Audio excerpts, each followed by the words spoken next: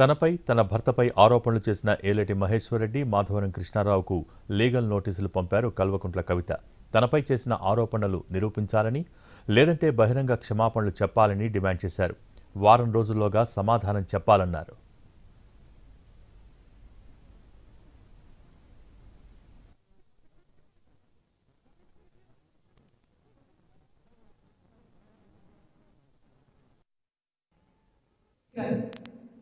వీరికి కూడా నోటీస్ ఇస్తున్నాం, లీగల్ నోటీసు. 1 వీక్లో మీరు కూడా తప్పుడు సమాచారాన్ని ప్రజలకు ఇచ్చినందుకు నా భర్త గారికి, నా యొక్క పరపతిని దెబ్బతీసే ప్రయత్నం చేసినందుకు నాకు పబ్లిక్ అపాలజీ చెప్పాలని మహేశ్వరరెడ్డి గారిని డిమాండ్ చేస్తూ ఉన్నాను. అట్లానే మాధవరం కృష్ణారావు గారిని మీరు కూడా 1 వీక్ లోపల అపాలజీ చెప్పాలి, లేకపోతే కోర్టుకి ఈడుస్తాం, కోర్టు నుండి క్షమాపణ చెప్పి. నాకు సంబంధం లేని వ్యక్తులు, నేను జాగృతి జనంబాట కార్యక్రమంలో పోతా ఉంటే సడన్గా సోషల్ మీడియాలో ప్రచారం ప్రారంభమవుతుంది. వెంటనే ఏలేటి మహేశ్వరరెడ్డి గారు బీజేపీ ఫ్లోర్ లీడర్, ఆయనకి ఏం పనో నాకు అర్థం కాదు, ఆయనకు నాతోనేముందో అర్థం కాదు, నన్నంటే పొలిటికల్గా ఆయనకి ఏం లాభం వస్తుందో నాకు అర్థం కాదు. ఆయన బయటకు వచ్చి సీరియస్గా బీజేపీ ఫ్లోర్ లీడర్ ఏలేటి మహేశ్వరరెడ్డిపై జాగృతి నేత కవిత ఆసక్తికర కామెంట్స్ చేశారు. బీఆర్ఎస్ ఎమ్మెల్యేలపై ఆరోపణలు చేస్తే వాళ్లు చెప్పకుండా ఏలేటి మహేశ్వరరెడ్డి ఎందుకు మాట్లాడుతున్నారని ప్రశ్నించారు. ఆయన వెనకాల ఎవరు ఉండి నడిపిస్తున్నారో ప్రజలు ఆలోచించాలని అన్నారు. ఏవీ రెడ్డికి తన భర్తకు ఎలాంటి వ్యాపార సంబంధాలు లేవన్నారు. ఏలేటి మహేశ్వరరెడ్డి గారు బీజేపీ ఫ్లోర్ లీడర్, ఆయనకి ఏం పనో నాకు అర్థం కాదు, ఆయనకు నాతోనేముందో అర్థం కాదు, నన్నంటే పొలిటికల్గా ఆయనకి ఏం లాభం వస్తుందో నాకు అర్థం కాదు. ఆయన బయటకు వచ్చి సీరియస్గా ప్రెస్ మీట్ పెట్టిండు. ఓకే, ఏం పెడతాడు ప్రెస్ మీటు? ఒక ఫోటో ఉన్న కాపీ తీసుకొని నా భర్తది, దాంట్లో ఏవీ రెడ్డి గారి పేరు ఉంది, అది చూపించుకుంటే ఇక వీళ్ళకి వ్యాపారాలు ఉన్నాయని చెప్తుంటారు. అసలు ఆయనకి ఏం సంబంధం? అది ఉన్న పొలిటికల్ ఇష్యూవా? ఎందుకు మాట్లాడిండు? ఓకే, అంటే దీని వెనుక ఉన్న స్ట్రాటజీ చేసేసి తెలంగాణ ప్రజలు అర్థం చేసుకోవాలి. హరీష్ రావు గారు, బీఆర్ఎస్ పార్టీ ఏదైతే నా మీద దుష్ప్రచారం చేయాలనుకుంటున్నారో అది ఏలేటి మహేశ్వరరెడ్డి గారి నోటి నుండి వస్తుంది, బీఆర్ఎస్ పేడ్ సోషల్ మీడియా నోటి నుండి వస్తుంది, ఆ తర్వాత కృష్ణారావు గారు లాంటి ఎమ్మెల్యేల నోటి నుండి వస్తుంది. అంటే వీళ్ళందరూ ఒక స్ట్రాటజికల్గా ఏంటంటే ఆడపిల్ల బయట తిరుగుతుంది, ఈమెకు అన్ని విషయాలు అర్థమవుతున్నాయి, ప్రజలు వచ్చి చెప్పుకుంటున్నారు, బాధితులు వచ్చి. ఇవాళ తెలంగాణ రాష్ట్రంలో ఒక ఆడబిడ్డగా ప్రజల మధ్యలో 20 సంవత్సరాల నుండి పనిచేసినటువంటి వ్యక్తిగా నేను తెలంగాణ జాగృతి సంస్థను 19 సంవత్సరాల నుంచి ప్రజాహితం కోసం, తెలంగాణ ప్రజల కోసం నడుపుతున్నటువంటి వ్యక్తిగా తెలంగాణ జాగృతి జనంబాట పేరిట మొత్తం యావత్ తెలంగాణ కూడా పర్యటన చేస్తున్న విషయం మీ అందరికీ తెలిసిందే. ఇట్లా పర్యటన చేస్తున్నటువంటి సందర్భంలో అనేక అంశాలు నా దృష్టికి వస్తూ ఉన్నాయి. ఒకటి, ప్రజలకు సంబంధించి ఏవైతే వసతులు కల్పించడంలో బీఆర్ఎస్ ప్రభుత్వం, కాంగ్రెస్ ప్రభుత్వం విఫలమైందో ఆ అంశాలు నా దృష్టికి వస్తూ ఉన్నాయి.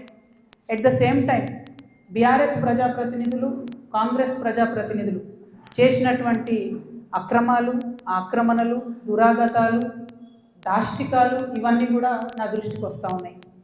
నేను ఏమాత్రం మొహమాటం లేకుండా, ఏ పార్టీకి సంబంధం లేకుండా తెలంగాణ బిడ్డగా, తెలంగాణ ఆడబిడ్డలకు ఉండేటటువంటి పౌరుషాన్ని ప్రదర్శిస్తూ నాకు వచ్చినటువంటి ప్రతి ఒక్క అంశాన్ని కూడా ప్రజలతో షేర్ చేసుకుంటున్నాను. నేను దాంతో ఏమవుతుంది, చాలామంది యొక్క అక్రమాల పుట్టలు కదులుతున్నాయి, వాళ్ళ పాపాల పునాదులు కదులుతున్నాయి.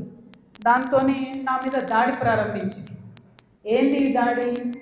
నేను కాంగ్రెస్ పార్టీతోని అంటకాగి ఉన్నాను, కాంగ్రెస్ పార్టీతోని అండర్స్టాండింగ్తో నేను పనిచేస్తున్నాను, ఎందుకంటే నాకేదో ఫైనాన్షియల్ బెనిఫిట్ కోసం నేను పనిచేస్తున్నాను అని చెప్తున్నారు. దీనికి ఎక్కడ మొదలుపెట్టిండ్రు?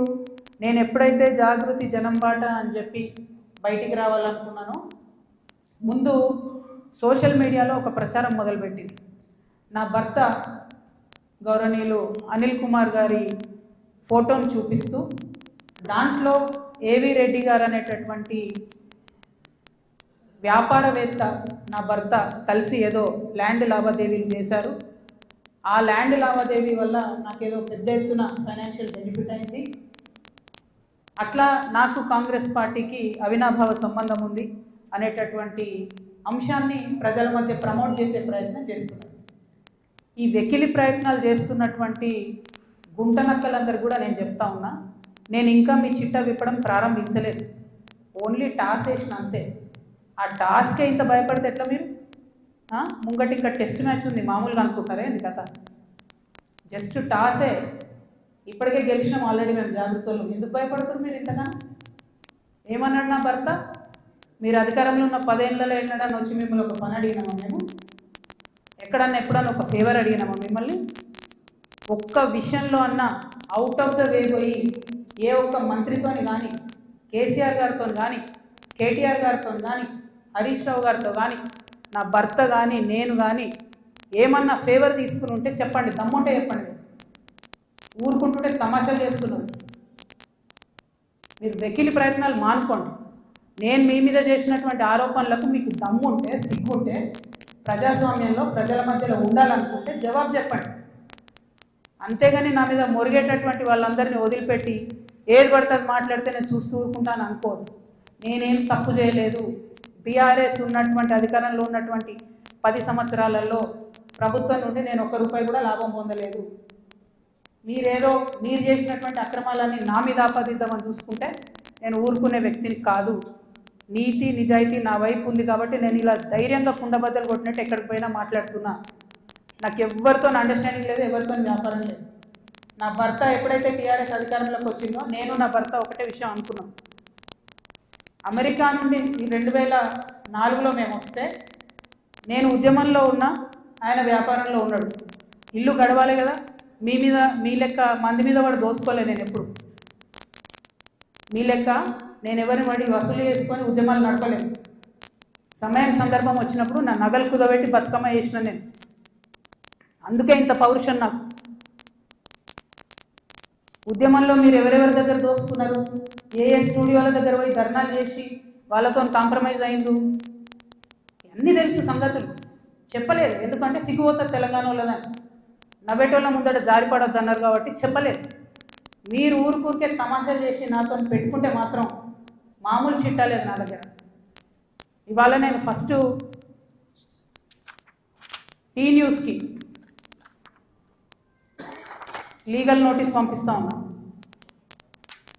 నా భర్త పేరు పెట్టి కృష్ణారావు అనేటటువంటి ఎమ్మెల్యే గారు ఏదైతే ప్రెస్ మీట్ పెట్టినరో, మీరేమన్నా ఆల్తు ఫాల్తు social media channel T news అంటే శాటిలైట్ ఛానల్. మీరు ఒక